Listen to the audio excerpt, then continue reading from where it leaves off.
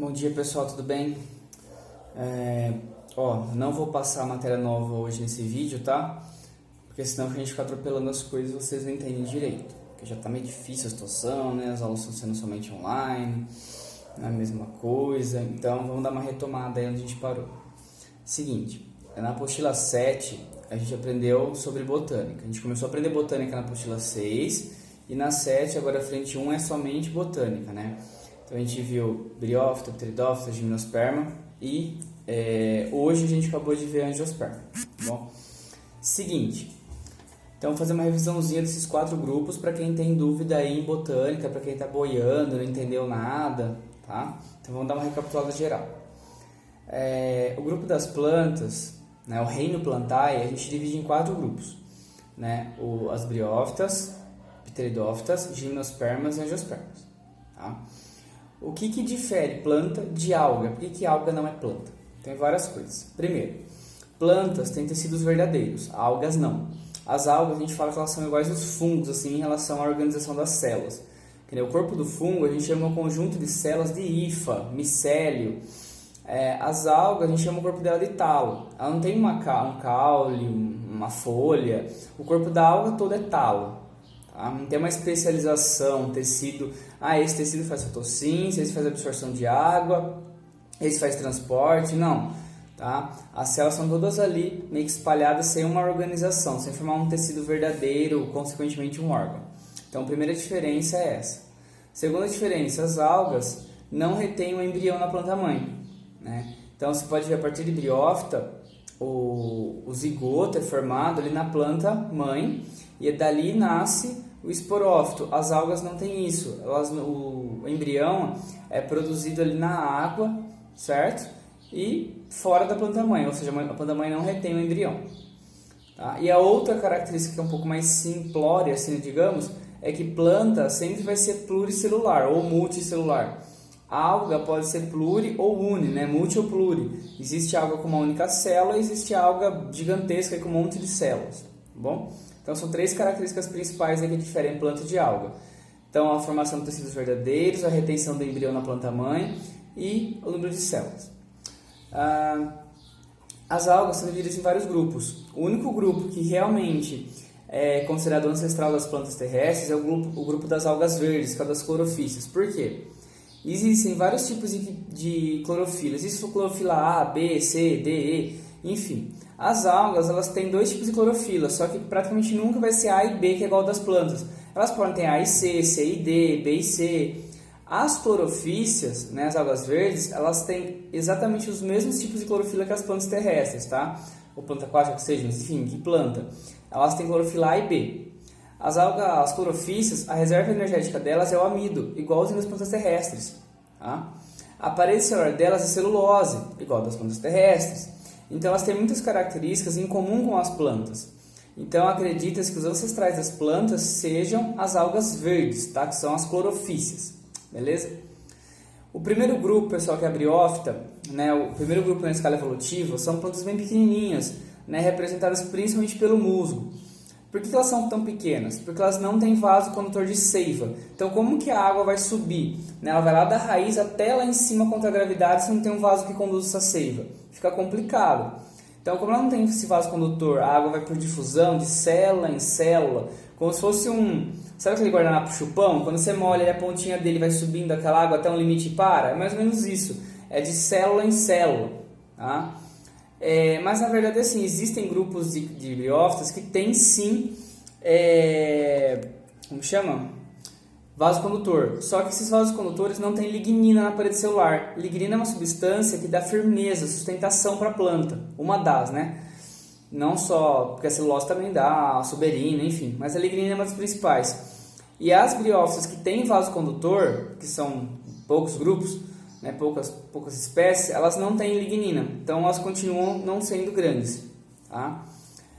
A briófita, pessoal, aliás, as plantas no geral, elas são divididas, elas têm uma reprodução por metagênese, alternância de gerações, ou seja, os 4 grupos de plantas, as plantas vão ter uma fase assexuada, que é uma fase chamada esporófita, que produz esporos por meiose, e uma fase sexuada, tá? Que é a fase de gametófito, que produz gameta por mitose, tá? Então, os 4 grupos de planta, não importa se é briófita, pteridófita, gimnosperma ou angiosperma, os 4 grupos apresentam esse padrão de reprodução. Porém, o único grupo no qual o gametófito, ou seja, a estrutura que produz gameta, é a própria planta em si, ou seja, é a fase duradoura, né, mais conspícua, é a briófita. Todas as outras plantas, a planta em si que você enxerga é o esporófito, tá? E o gametófito acaba sendo mais reduzido. Agora, na briófita, é o único grupo no qual o gametófito, ou seja, a fase produtora de gametas, é a fase duradoura, ou seja, a fase fotossintetizante, que você enxerga a planta em si, tá?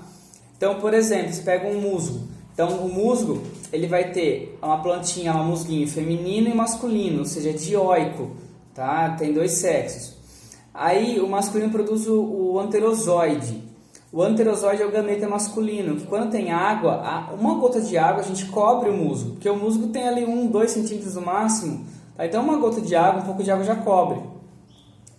Então o que acontece? O anterozoide, produzido pelo masculino, nada até a osfera produzida pelo gametófito feminino. Osfera é o gameta feminino das plantas, tá? Dos animais é o óvulo, das plantas é a osfera. Aí ocorre a fecundação, ou seja, o embrião fica retido na planta-mãe, ou seja, uma diferença aí das aulas. Aí desse embrião nasce o esporófito, que é 2N, porque o gameta N com gameta N vira indivíduo diploide 2N, que é o esporófito. O esporófito na briófita, ele nasce em cima do gametófito. E esse esporófito da briófita é dependente do gametófito, porque ele não faz fotossíntese, ele não absorve água, então ele é dependente. Qual é a função do esporófito na briófita? Produzir esporo, tá? Então sofre meiose, ou seja, a célula 2N vira N, forma esporo, aquele esporo cai num lugar favorável e germina. E o esporo, quando germina, forma o gametófito novamente. Assim que o esporófito produz esporos, ele acaba morrendo. Ou seja, o esporófito nas briófitas é uma fase passageira, efêmera, tá bom? Eu vou colocar imagens no Google Forms só para vocês irem lembrando o que eu estou falando, tá? A partir de pteridófita, o gametófito produz os gametas, faz a fecundação e já morre. Ou seja, a fase efêmera, duradoura, de pteridófitas para frente é sempre o esporófito. Somente em briófita que o gametófito é a fase duradoura, tá? Então, como vocês podem observar, a briófita depende aí completamente da água para a reprodução, para o gameta masculino nadar até o feminino. As pteridófitas, que são as samambaias, né, as principais representantes, também precisam de água. Por quê? Como funciona a samambaia? Né, o ciclo delas. Primeiro que elas são plantas já maiores. Por que elas já são maiores? Porque elas têm vaso condutor de seiva, já tem um pouco de lignina, então elas conseguem ser maiores, chega ali até 3 metros de altura, algumas samambaias, né? Enfim. A planta que você enxerga em si, a samambaia lá em si, é o esporófito. Atrás da... isso aqui é uma folha de samambaia, tá? Atrás da folha de samambaia você vê uns pontinhos. Nossa, a câmera está desfocada, gente. Enfim, então dá pra ver uns pontinhos? Esses pontinhos mais escuros, pode ser meio mostarda, meio marrom, enfim. Esses pontinhos são chamados de soros. Eles são conjuntos de estruturas que produzem esporos. Os esporos são bem pequenininhos, tá? Praticamente microscópicos. Então a planta em si que você enxerga, a samambaia em si, é o esporófito que produz esporos por meiose. Esse esporo cai na terra e germina. E aí ele forma o gametófito. Né? Sempre que o esporo germina, forma o gametófito N, né? Haploide. Esse gametófito das samambaias, das pteridófitas, ele parece um coraçãozinho, é chamado de protalo. Ele parece uma forma de coração mesmo, né, cordiforme, e fica deitado, assim, fica tipo na horizontal, assim, no vaso, assim, no chão, assim, no solo, tá? Fica na horizontal, fica como se fosse assim, né? Uma planta assim, né, deitadinha ali. Essa planta que nasceu, esse gametófito das samambaias, é sempre hermafrodita. Ou seja, ele tem o masculino e o feminino na mesma estrutura, no mesmo gametófito. Quando chove, quando tem água ali, o gameta masculino, que é o anterozoide, ele nada até o feminino, que é a osfera, no mesmo protalo, no mesmo gametófito. Aí ocorre a fecundação e nasce o esporófito, que é a própria planta em si. Assim que o esporófito nasce, aquele gametófito começa a degenerar e morre, né? Então, se você for lá embaixo de uma samambaia ali, direto da folha, de onde sai da raiz, tudo, você não vai ver mais o gametófito, tá bom? Porque ele já é a fase passageira. Mas o gametófito da samambaias, né, da pteridófita, mesmo ele sendo passageiro, ele acaba que, como chama, fazendo fotossíntese, tá? Então ele não é dependente do esporófito, né? Enfim, nem o esporófito depende dele, tá? Uma curiosidade, uma coisa interessante das samambaias, né, das pteridófitas, é que a raiz delas, o caule delas é um caule subterrâneo, né? A maioria delas, né? Esse caule subterrâneo que nasce direto das folhas, parece que as folhas saem direto do solo, assim, né? Mas na verdade tem um caule subterrâneo que é chamado de rizoma. Rizoma porque parece uma raiz, tá bom? Gimnosperma, que é o terceiro grupo aí que aparece na escala evolutiva, eles têm várias novidades evolutivas, né? Várias características novas. A primeira de todas, não precisa mais de água para o gameta masculino ir até o feminino. Isso acontece por meio de uma estrutura chamada tubo polínico. O gameta masculino é levado até a estrutura feminina por meio do vento, porque na verdade o gametófito masculino é um grão de pólen, tá? Ou seja, olha só como o gametófito vai cada vez mais se reduzindo. Na briófita ele era fase duradoura. Na pteridófita ele era só um protalo ali que era passageiro. Agora, nos pinheiros, né, nas gimnospermas, o gametófito masculino é um grão de pólen, quer dizer, cada vez mais reduzido o gametófito, né? E o grão de pólen acaba produzindo o gameta masculino. Como não é um gameta masculino livre natante, a gente não chama isso de heterozoide, a gente chama ele de núcleo espermático, núcleo germinativo. Então faz de conta que aqui é o mapinha, né? Aquelas pinhas de Natal são as estruturas reprodutivas das gimnospermas, são chamadas de estróbilos, tá? Não são flores, viu? São estróbilos. Aqui é a pinha feminina. Aí tem a pinha masculina aqui do lado, o assunto aqui é a pinha masculina. Como que o grão de pólen vai até aqui? Sendo que as pinhas, elas não têm nenhum atrativo para polinização. Elas não atraem insetos, beija-flor, né? Elas não têm néctar, não têm cores, elas não têm nada de atrativo. Porque elas não têm interação com polinizadores. A polinização das gimnospermas é somente pelo vento. Então o grão de pólen, pelo vento, cai aqui na estrutura feminina. Só que para ele descer e entrar em contato lá com a osfera, é formado um tubo polínico, tá? Eu mostrei no vídeo para vocês hoje. O tubo polínico é uma estrutura que é um tipo de tubo mesmo, bem delgado, bem fininho, que leva o gameta masculino, que é o núcleo espermático, o núcleo germinativo, até a osfera para acontecer a fecundação. Aí ocorre a fecundação.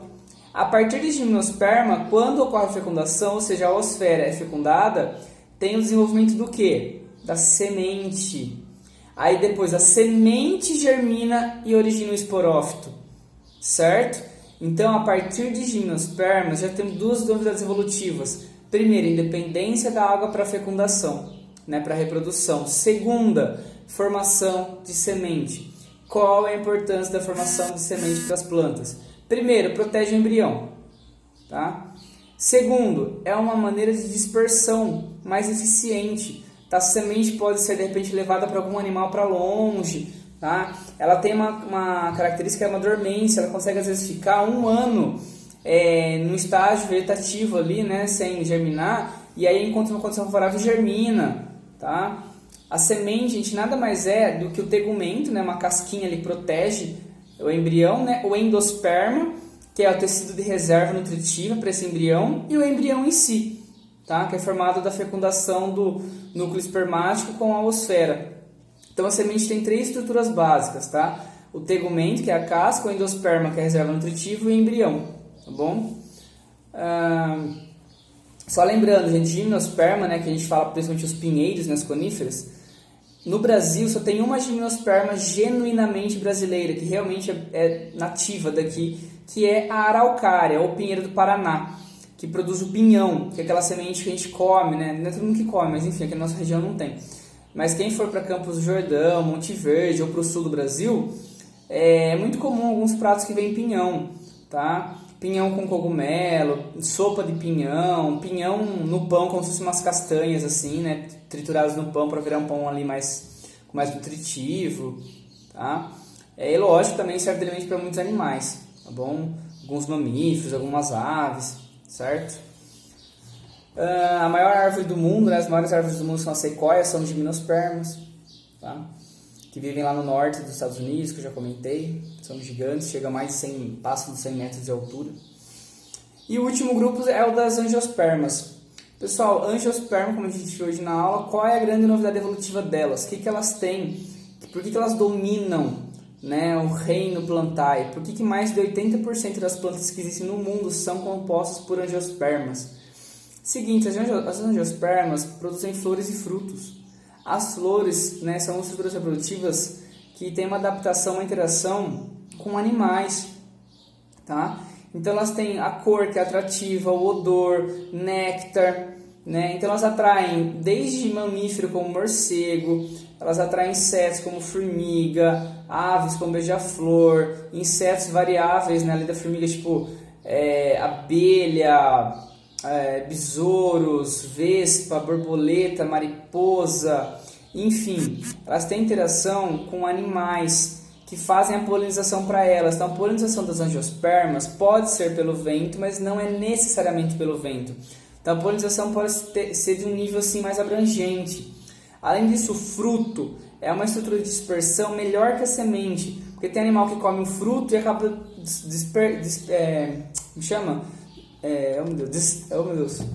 jogando, né? Se desfazendo da semente longe dela, longe do pé ali, né? Então é uma estrutura de reprodução muito eficiente o fruto.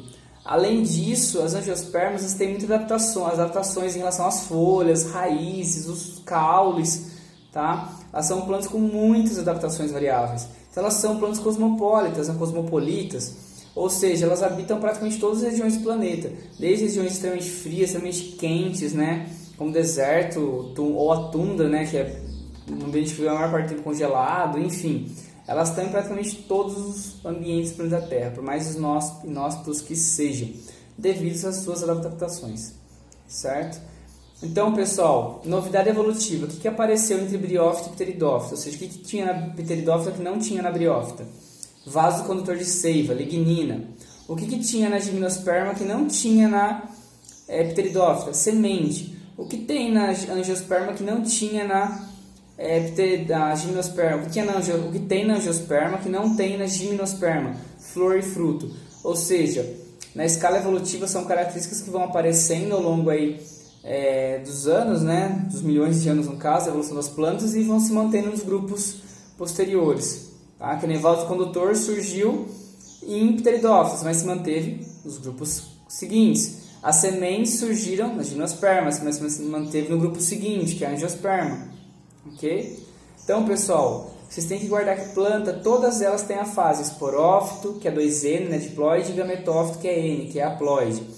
Gameta em planta é sempre formada por mitose e esporo por meiose. Em animais como nós, os gametas são formados por meiose, tá bom? Como a planta, a fase que produz gameta é o gametófito e é haploide, não tem como uma célula haploide sofrer meiose, porque uma célula haploide, que é N, sofre meiose, seria meio N, né? Não tem como, porque na meiose o material genético cai pela metade. Agora, uma célula 2N, ela consegue sim sofrer meiose e virar 4 células N, haploides. Que é o que acontece com o nosso gameta, né? Nosso corpo, todas as células do nosso corpo são diploides, tem 2 conjuntos gênicos, um do pai e um da mãe. Né? Então a gente é 2N, diploide, mas os gametas são N, haploides, porque aí junto o gameta do homem com o gameta da mulher vira diploide de novo, que é o bebê, né? Que é o embriãozinho lá, ok? Bom, pessoal, é isso. Se tiver alguma dúvida ainda sobre planta, ainda está boiando aí na matéria de botânica, eu sei que não é fácil, porque são termos que a gente não usa no dia a dia, então fica mais complicado, é como se fosse aprender uma linguagem nova. Mas se tiver alguma dúvida, manda aí pelo WhatsApp ou tira na aula ao vivo, tá bom? Vocês que mandam. Beleza? Até mais, pessoal. Bons estudos.